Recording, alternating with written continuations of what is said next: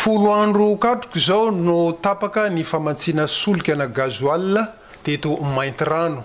Vokatr' zay dia sehatra samaro no mikatso. Ho an'ny fitaterana ohatra dia fiarakodia mampolo maro misahana fitaterana mampitohy ana mainty rano sy ireo toerakafa no voatery tafahitsika eto. Anisan'izany ohatra ireo fiarakodia mitondra délégation namonjy ny ZDMelaky. Mahatonga ny olana aloha voalohany dia lalantsika aloha problème.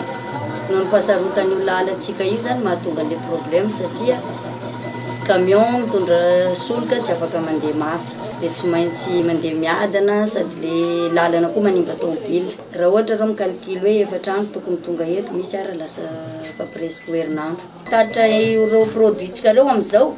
Raha reo zany taloha enina indray mandeha na 5 miaraka miala. Amin'izao zara raha misy 3. Manana vahaolana roa raha matoa Dia Christine. Tokony avadikindreo sambo raha ty. Ampodindreo amin'le asandreo taloha. Satria ne sambo manao voyage raiky mandeha 100 000 litres. 100 mètres cubes. 100 mètres cubes zay zao raha ataontsika hoe 2 fois par mois sambo ny mandeha ty dia efa milamina tsika.